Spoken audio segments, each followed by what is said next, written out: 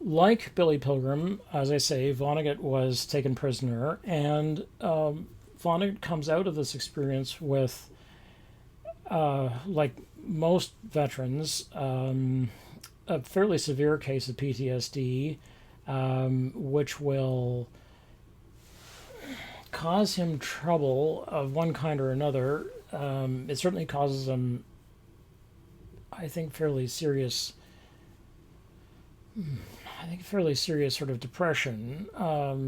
Although it's his son, Mark Vonnegut, who will actually become the schizophrenic. His mother is schizophrenic, and schizophrenic is, some people think, inherited.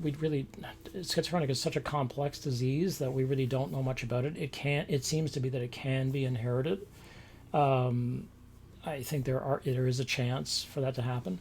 That seems to be what happened to Vonnegut, one of Vonnegut's sons, Mark Vonnegut. And Mark Vonnegut did become a schizophrenic in his late teens, and then went on to become a doctor, a GP, and practice medicine.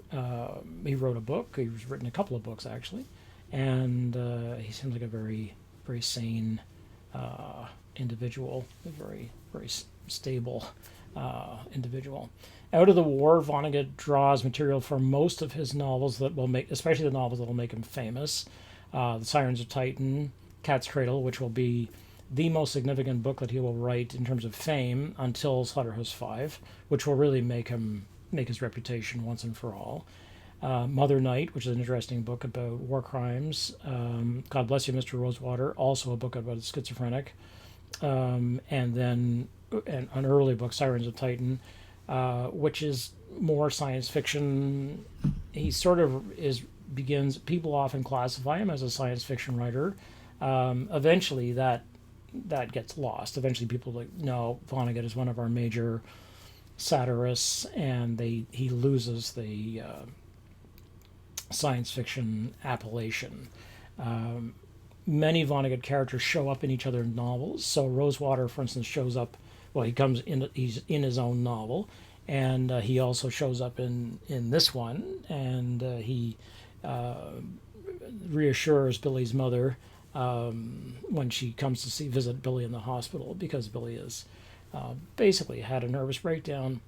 So different characters appear, and Winston Niles Rumford will reappear. He has his own book, and so on. And so Vonnegut is very, very astute about the war, and he with Joseph Heller and Norman Mailer and a few other writers will write what are considered to be the most important war novels about World War II. Many of which will look like this. They will, because they will be fractured, divided narratives. The fact that Vonnegut has essentially makes his living and becomes a success because of the war is not lost on him. And he has Rosewater say on page 111 to Billy's mother, "That's the attractive thing about war," said Rosewater. "Absolutely everybody gets a little something." And this is one of these wonderful lines where you don't necessarily want what you're going to get, but everybody gets something out of it. And so here's Rosewater, who is very often, the people involved in the book are not angry. They are tired, and they feel victimized. So they don't feel full of agency. This book goes against, and this is one of the things that sometimes drives people nuts about the book, is that Billy isn't a hero. It's like, no. Vonnegut gives that up. He gives up the idea that basically you can really be an effective agent in your own life. You sort of go along doing what you're doing, but you probably are not really in control. And this is what the events of his early life will show him. And this is true for this issue about everybody getting a little something out of war is very often true for, if you look at the people who have, say, made a living or done well based on war narratives of one kind or another. Oliver Stone is an example of somebody like this who, has been a success because he's made good films, sure, and because he's a good writer and a good director, but also because of his early films about war. As with O'Brien, Vonnegut hastens to point out the difference, as I mentioned already, between him and his storyteller, and the truth. And so we have this range, and as with O'Brien, we cannot let our guard down. We have unreliable narrators, including an unreliable writer who's put himself in the book, and actually writes himself in on page 73, right, where, because he talks in the introduction about getting drunk, and this is basically how he's handling the PTSD, and this is really how a lot of World War II veterans handled their PTSD, as they became alcoholics. And because alcoholism was little studied until really the 60s, when it was like, wait a second, there's a lot of alcoholics wandering around here. It's like, whoa, they all fought in the war. A lot of them fought in the war. I wonder why. Because alcohol essentially was a drug you could prescribe yourself. And because it was legal, you could use that. And it was socially accepted as well. So Vonnegut drinks and gets on and then starts drunk dialing, basically. And this is long before the internet. And so there's the phone and the phone books, and he starts dialing, calling directory assistants in different cities to find his old friends. So at one point, he actually calls up his own character. And this is on page 73. And then it rang, and Billy answered. There was a drunk on the other end. Billy could almost smell his breath, mustard gas and roses. It was a wrong number. And of course, that's Vonnegut, we know. If that was the author of this book, then we know that Kurt Vonnegut is not Billy Pilgrim, and we cannot make any assumptions about Billy Pilgrim and Kurt Vonnegut. And the fact is, as well, that Vonnegut tells us that Billy doesn't actually live in our America, which he mentions just very, very slyly. Where is it? You might look for it and see where it is. And he says on page 1, this is unlike O'Brien, right? All this happened more or less. The war parts anyway are pretty much true. I've changed all the names. It's like, wow, okay, warning be to us that all this happened more or less. It's like, well, which parts more or less? The war parts anyway are pretty much true. It's like, okay, so we know that we are in the land of a creation. So have a look at this clip from The Usual Suspects, which shows you how do you make a convincing story. And one of the ways you can make a convincing story is that you get the details right. So have a look at this.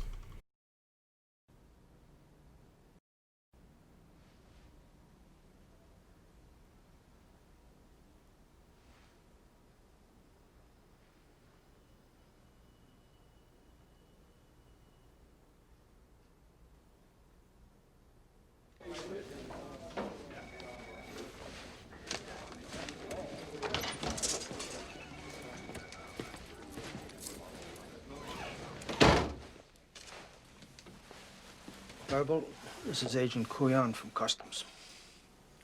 Nice to meet you. He wants to ask you a few questions before you go. What about? About Dean Keene, mostly. But I'd like to start at the lineup back in New York. Can I get some coffee? In a while. Let's talk about the lineup. I'm really thirsty. I used to dehydrate as a kid. One time it got so bad my piss come out like snot. I'm not kidding. It was all thick and Get gooey. your fucking coffee. Get me one, too, while you're at it.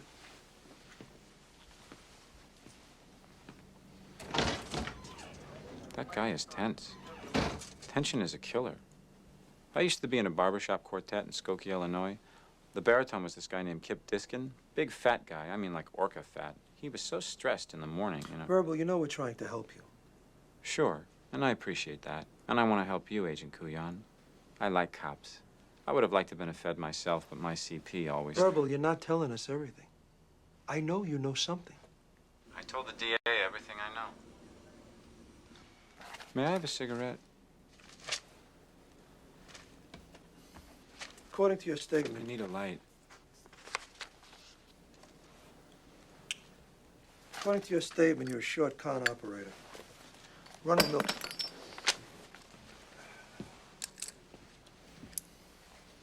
According to your statement, you're a short con operator. Run-of-the-mill scams. Let me get right to the point. I'm smarter than you. And I'm gonna find out what I want to know. And I'm gonna get it from you whether you like it or not. I'm not a rat.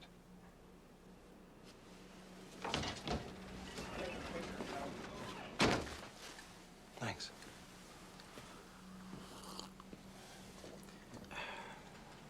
Back when I was picking beans in Guatemala, we used to make fresh coffee. Right off the trees, I mean.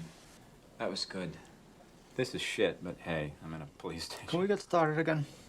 Now, what happened after the lineup? Now, you talk to me.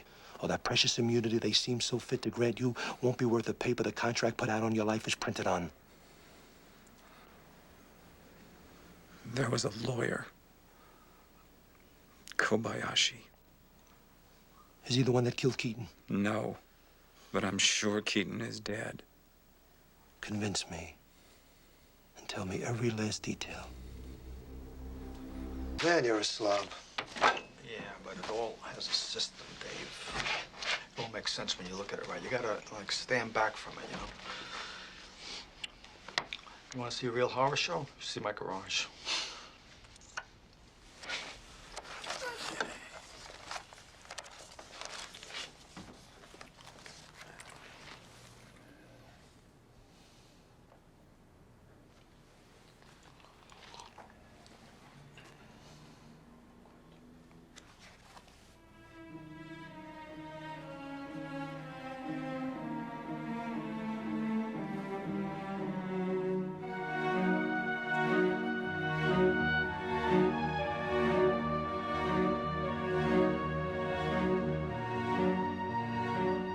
Convince me. And tell me every You know, last back when I was in that barbershop quartet in Skokie, Illinois. Where's your head, Agent Kuyan? What we need to do is think.